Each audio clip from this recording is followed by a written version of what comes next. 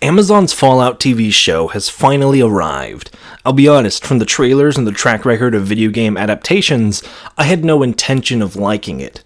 I'm not sure many people did. But to everyone's surprise, the show has succeeded in making a compelling story that stands alone, yet also fits perfectly into the universe of Fallout. But you've read the title to this video already. So if looking like Fallout didn't make this show, what did? Let me be clear, the fact that the show takes so many props that look like one-for-one replicas from the game certainly sells it as a story that takes place in the same universe as the game. But there's a lot more in the faithfulness of the show outside of the fancy props and beautiful practical sets that elevates this above other adaptations. Now, before I continue, I'm going to be spoiling the shit out of this. Nothing super major, but if there's anything you're worried about being spoiled on, this is your warning now. It's a good show, worth a binge. All the episodes are out as of now. It's also Amazon, so if you pirate it, I would never condone you pirating media from a multi-billion-dollar company. Do not do that. But no matter what, I will be spoiling the show in this video, so go watch it if you're scared. Got it? Good. Last chance? Ciao. Back to the title. Why does being faithful not matter to the success of the show? Well, it does apply. In actuality, I lied to you, straight to your face. It's called bait, but not in the way that you're expecting. I still hold true that being faithful to how Fallout looks is not what made this show amazing. It helps, and definitely carries it in a lot of ways that made it fun to watch and get the atmosphere of the universe across, but it's being faithful to the character of Fallout that elevated the story above the visual element. You could have accurate Vault Boys, Pip Boys, T-60 power armor and all that and still end up with a poor story. Look at the Halo show. The suit of Master Chief does look good, along with the designs for the elites and other things that come from the games, but the show itself hates the source material it is derived from. The Witcher show does this too. Geralt and Henry Cavill looks fantastic. The monsters all fit the tone and vibe of the Witcher universe, but the writing and narrative fly directly in the face of the original story. An example like Ben Affleck's Batman shows us a character who's faithfully translated to screen with an awesome costume, a cool Batmobile, and strong Batman-esque kit of gear, but is not Batman as we know him. This version kills people, has no issue wielding guns, and brands prisoners so they can get the good old prison toothbrush treatment. But that's another topic in its own. In short, the fact that the Fallout show manages to pull out with the Fallout aesthetic is not what made it such a great show or a good adaptation, but it does help. The best part of the show, which is a lot more abstract, is the way that it captures the literal vibes or dripping personality of Fallout's world. Personally, this is what makes me hate Fallout, because the universe is so unique and has such a strong grip on me. The mid-century atomic punk aesthetic, the designs of analog machines, computers, and more, the music right from the 50s, goofy monsters and characters that talk like weirdos, because they're not exactly what you'd call well-adjusted. So why do I hate Fallout? Well, because the Bethesda games suck. In my personal opinion. I think Skyrim is acceptable for 2011, but the reliance on the creation engine has held back titles like Fallout 4, 76, and Starfield for worse rather than better.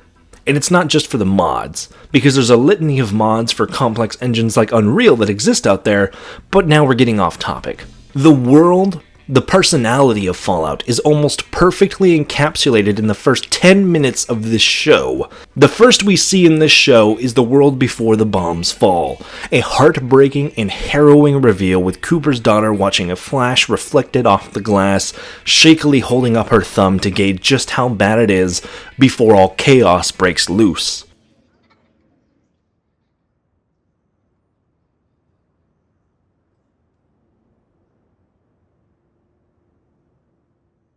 Then orange-colored sky breaks through. We're introduced to the vaults and how secular they are, the naive optimism of these sheltered dwellers who have little romantic options between their cousins and strangers they interact with once every 3 years from the other vaults. Yes, the first 10 minutes of the Fallout show, we are introduced to a father and daughter who experience one of the most harrowing disasters the human race could ever face in a strikingly heartbreaking scene that feels like a parent's worst nightmare, and then are smacked in the side of the head by Fallout's classic brand of black comedy as our other main character, Lucy, talks about having little choice outside of doing the baby dance with her cousin. Messing around with your cousin, it's all well and good for kids, but it's not a sustainable long-term sexual practice, you know? And so many other details that just permeate throughout this season, like the gulper having little are these tongues? Phalanges? Extremities? Well, they're in the mouth, wouldn't that be an intermity? Anyways, massive fingers inside its mouth. At first, if you see this, you might think, radiation is a hell of a thing. But we see later how they actually come from the horrific human hybrid experiments from Vault 4. The narrative of the story literally informing the design of the world. How the classics we know and love permeate through the series from I don't want to set the world on fire to The Wanderer. How even the low karma protagonist saves the dog Meathead because obviously he would. We all would. The small little snippets of crazy dialogue you can find. You want to make my cock explode now? Or just crazy encounters with people in the world. Person for not shooting me with that gun! It was really no problem. The show does not just capture Fallout in the way that it looks, and it would still be good if it didn't. The visual aesthetic of the show is just the ultimate cherry on top of a script that understands Fallout the game, the players, and the personality that comes through this universe. It's not just a bleak apocalypse, but also an incredible satirical one where everything, and I mean just about everything, is played off as a joke. Even the exile ritual from Vault 4 is dramatic with this sacrificial sword, and then they just cut a piece of leather. So yeah, the Fallout show is incredibly faithful in its execution of aesthetic and personality, but the visual side alone is not what makes it so fun and amazing to watch. But something tells me that's not the lesson that the people will take away from the show. Man, I'm not expecting the Gears show on Netflix to do good at all. Also, I'm a bit tiffed by everyone who keeps saying that like the little props and stuff are references to the games. They're not references, it's literally just how the universe is supposed to look. This is an Easter egg. It's just a bobblehead.